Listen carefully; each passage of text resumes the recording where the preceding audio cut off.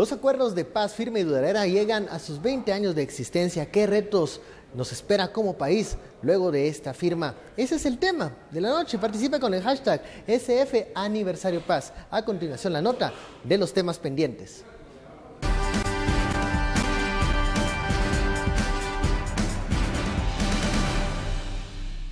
¿Qué futuro tienen los acuerdos de paz? Durante su implementación, los acuerdos han encontrado en el camino varios tropiezos. El primero de ellos, la falta de voluntad de los políticos en llevar a la realidad los acuerdos alcanzados. El racismo y la división permanente han imposibilitado la aplicación de los mismos. La división social se ha reflejado en la falta de acuerdos generales sobre el futuro de Guatemala. ¿Qué modelo de desarrollo seguir? ¿Cómo frenar la conflictividad social y generar un proceso de diálogo permanente y eficaz? Guatemala posee grandes potencialidades, como su población joven y recursos naturales. Mientras los consensos de nación no se implementen, los acuerdos de paz quedarán como un momento anecdótico. Bienvenidos a Sin Filtro, noche de jueves. Seguimos en esta edición especial hablando sobre los acuerdos de paz. Ayer mencionábamos los problemas que en su momento se dieron durante la negociación y luego la implementación de los acuerdos de la paz firme y duradera. Hoy hablamos de este aniversario, pero también a futuro. ¿Qué le espera a los acuerdos de paz? ¿Qué hay que plantearse para revitalizar este acuerdo? ¿O debe existir finalmente un pacto de nación entre todos los sectores? La etiqueta SF Aniversario Paz. Damos la bienvenida a nuestros analistas Philip Chicola y Estuardo Zapeta. Muy buenas noches. Buenas noches. 20 años de que se firma la paz. Ayer hablábamos de algunos tropiezos que generó a inicios de este proceso, un referéndum que dio como resultado una negativa. Y luego a futuro, ¿qué se puede, en 10 años, cuando estemos celebrando 30 años de la firma de la paz, estaremos diciendo que se ejecutaron, se implementaron algunos acuerdos o vamos a limitarnos a que se creó burocracia alrededor del tema de la paz solamente? Estuardo. Bueno, yo creo que aquí tenemos que ser creativos en nuestra visión de futuro. De hecho, uno de los problemas que nosotros tenemos en Guatemala, y aquí hago referencia a varios antropólogos, pero uno en especial que se llama Geert Hofstede, que ha estudiado mucho la forma de pensar de los guatemaltecos a través de indicadores culturales. Y son 6 indicadores culturales, pero posiblemente el indicador cultural que más me dolió a mí leer como guatemalteco, no como antropólogo, pero como guatemalteco, es que en el de orientación de largo plazo, Geert Hofstede llega a una conclusión. En Guatemala no se puede medir la orientación de largo plazo porque no la tenemos. Y luego la distribución de poder, la feminidad o masculinidad de una sociedad, que se ve si una sociedad es de competidores o es una sociedad muy suave. ¿Qué temas enfatizamos nosotros? Entonces, yo creo que para la nueva generación y para esta generación que está creciendo ahora, los que nos están viendo precisamente ahora, tenemos que establecernos metas, pero mucho más trascendentes que los acuerdos de paz. Los acuerdos de paz, repito, lograron terminar la guerra, pero en términos de orientación de largo plazo no nos dieron una orientación de largo plazo. Esa la tenemos que generar hoy, la tenemos que crear nosotros, y yo te doy indicadores muy sencillos.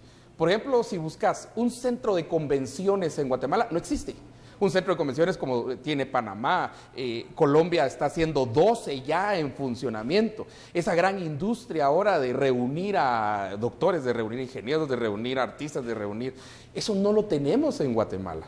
Y por ejemplo, ver hacia adelante las nuevas industrias. Por ejemplo, la tecnología, ¿verdad? La tecnología es otro de los grandes. Entonces, esta generación tiene que trascender ese discursito y esa narrativa de la paz para poder entrarle a imaginarnos, a ese imaginario social de un país grande, de una nación fuerte, de una nación que avanza.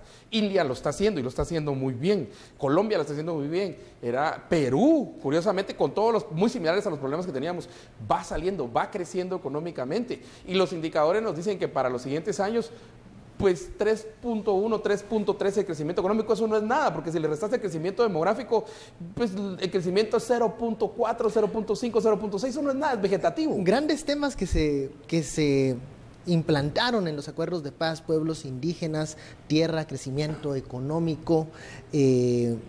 Nos hablan de algunas metas de nación que tal vez no estarán muy concretas en los acuerdos de paz, pero que deben de marcar un norte en donde como país vamos a dirigirnos. ¿Hay un norte incluyente como país para decir en 30 años nosotros vamos a estar en una situación mucho mejor a lo que nos encontramos en 2016? Eso es lo que nos hace falta. Ayer hablábamos justamente de cómo los acuerdos de paz debieron haber sido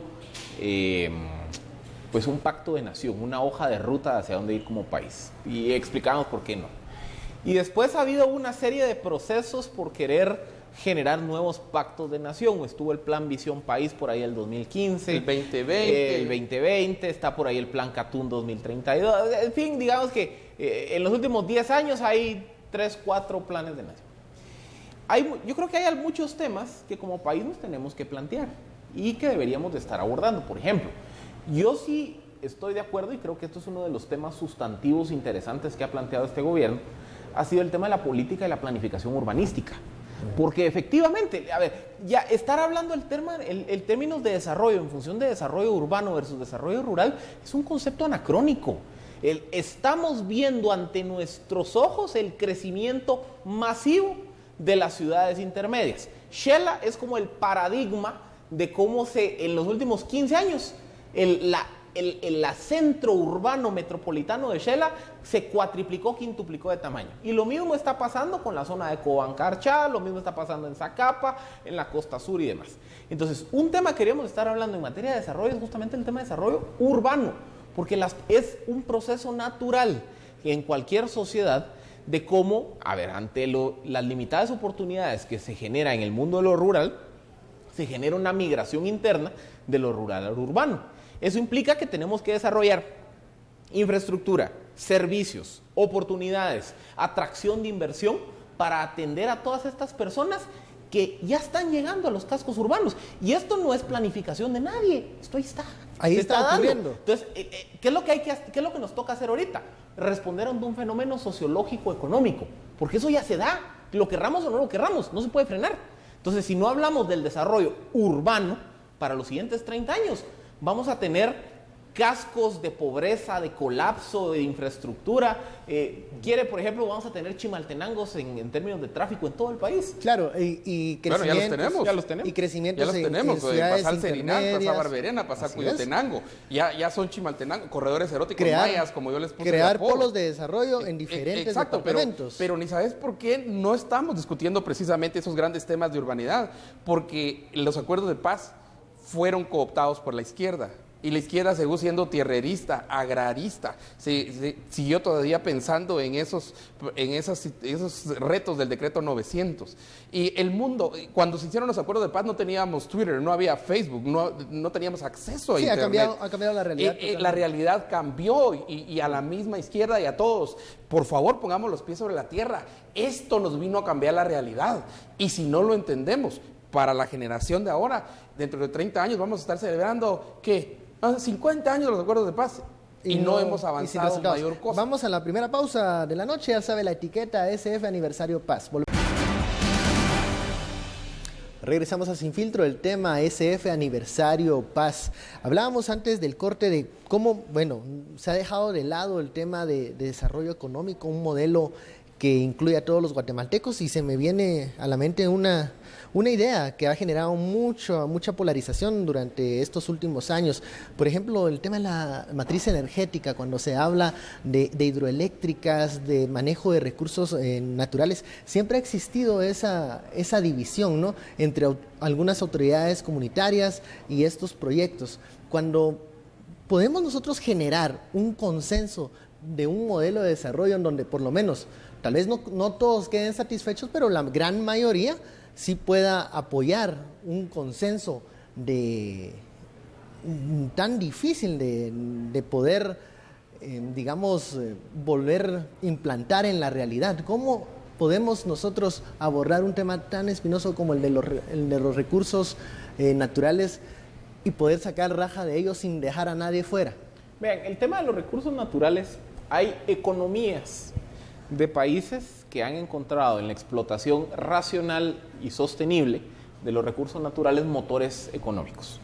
Ahí está, por mencionar algunos casos, el caso de Chile, aquí en América Latina, el caso de Suecia, de Noruega, en Europa, Canadá, Australia, Nueva Zelanda. en Nigeria, en África. Y esto, a ver, ¿qué implica? Implica primero tener políticas y unas reglas claras. Reglas claras en el sentido de, bueno, garantizar la inversión, garantizar mecanismos para que las comunidades o las personas puedan participar de los proyectos, ya sea que puedan tener participación en programas de beneficio social, que puedan ser entonces las personas contratadas o las personas beneficiadas de la generación de empleo.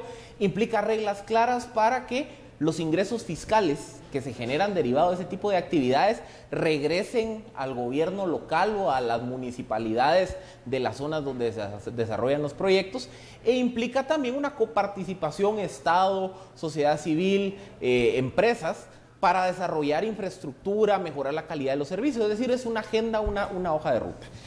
Y el tema de los recursos naturales, vean, es que con el potencial que tenemos en Guatemala, el caso energético es probablemente el gran paradigma del potencial que tenemos como país. En el Doing Business, si no me acuerdo mal, del año 2010, el alto costo de la energía eléctrica era considerado como el segundo o el tercer mayor lastre para hacer negocios en el país. Teníamos la energía eléctrica con el segundo precio más caro de América Latina. Seguridad era el número uno. Seguridad era el único. Y sigue siendo y el tema de corrupción, falta de certeza jurídica, a veces 2, 3, dependiendo. Pero el tercero era energía. El tercero era el costo de energía. Hubo una política de apostar por un recambio en la matriz energética, apostar por energía renovable y específicamente energía hídrica, hidroeléctrica, que empezó a implementarse de 2010, 2011 en adelante, y hoy resulta que tenemos la tercera energía eléctrica más baja de América Latina. En los últimos 3, 4 años, usted televidente no me va a dejar mentir, se ha visto significativamente una reducción en la factura energética. Y si apostáramos más por la energía renovable, ese precio bajaría.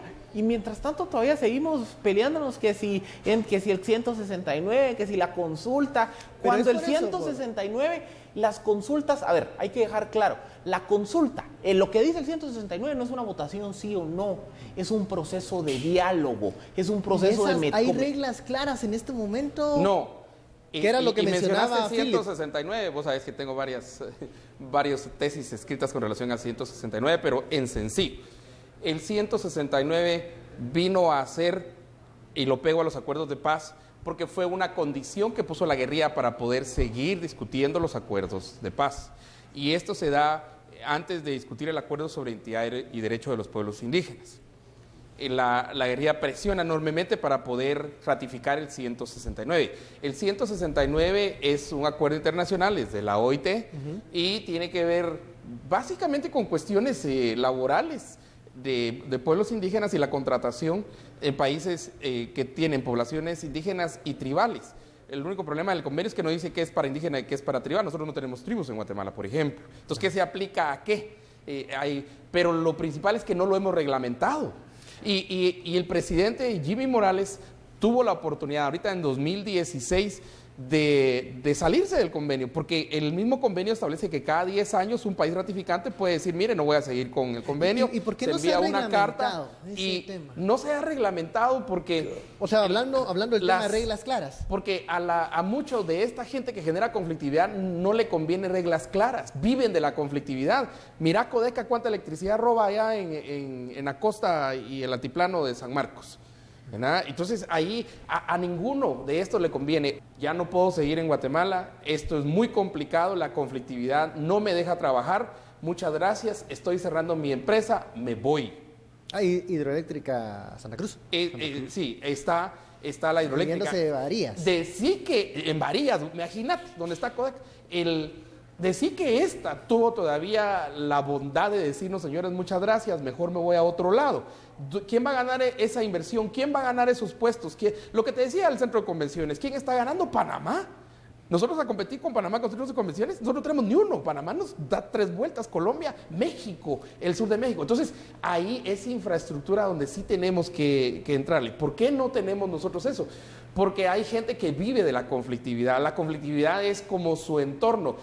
Y estas propuestas de reformas fiscales que salieron este año del MP y la CICIG, principalmente de la CICIG, no contribuyeron a mucho. Eso de la ley diferenciada, de la ley, porque lo entendieron como autonomía.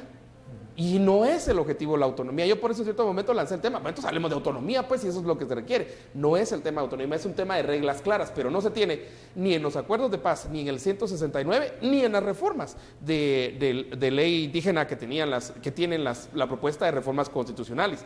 Pero entonces las reglas claras son fundamentales para poder generar esta infraestructura. En materia energética, nosotros tenemos una capacidad impresionante, no solo de producir, sino tener excedente para vender, pero no lo hacemos. Entonces, parecerá que hay gente interesada y algún país vecino, que siempre he dicho yo, que esté interesado en que tengamos conflicto, porque nosotros le suplimos agua a ese país vecino del norte, y no voy a decir el nombre del país, pero donde comen tacos y hay mariachis, ¿verdad? Ahí, porque ellos sí cambiaron su matriz energética hacia el sur. Y hacia el sur está el Grijalba, que en Guatemala, ¿cómo se llama el Grijalba? Es el Usumacinta. Bueno, y ahí es donde nosotros tenemos esta gran discusión y tenemos que entrarla. Tenemos que también ver a nuestros enemigos, que posiblemente los tengamos de vecinos. Bueno, vamos al segundo corte de la noche, ya lo sabe, la etiqueta SF Aniversario Paz. Volvemos luego de la pausa.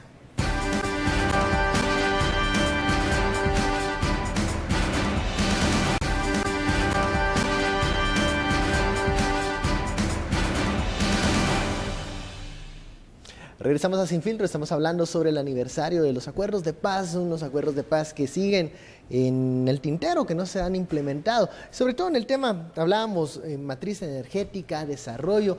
Lo que se busca aquí es cerrar un poco la brecha de la desigualdad, ¿no? O sea, si hay un desarrollo, si hay polos de desarrollo en diferentes puntos, Guatemala debería de ser menos desigual. Aún podemos hablar o debatir un modelo de desarrollo que no genere tantos conflictos, dejando por fuera siempre grupos que estarían interesados en mantener cierto roce o cierto conflicto. ¿Hay algún consenso para eso? ¿No nos sirvió esto Catún y Plan, Visión, País? ¿Qué? Yo les vemos hacia adelante. Yo les propongo un concepto, la idea de un capitalismo popular, si lo quieren llamar así. ¿Qué es la idea de un capitalismo popular? Vean, yo creo que aquí en Guatemala hay muchas acciones que se podrían fomentar para generar mayor dinamismo. Algo que hay que hacer en primer lugar es fomentar el acceso a crédito. Los guatemaltecos tenemos un alto espíritu emprendedor.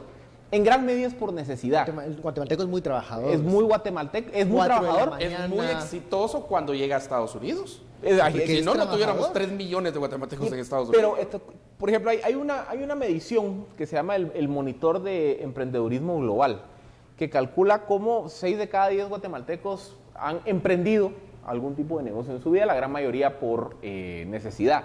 Pero uno de los principales problemas de cualquier emprendimiento es la falta de oportunidad de acceso a crédito.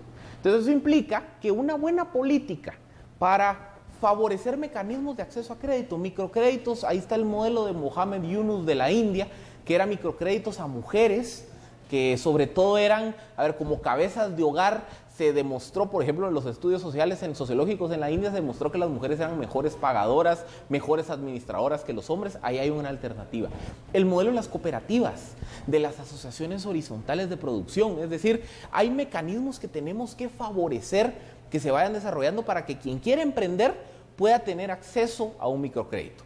Segundo, Guatemala es también un país en donde necesitamos trabajar en generar oportunidades de empleo para los jóvenes. Tenemos Guatemala es el paraíso en términos de bono demográfico.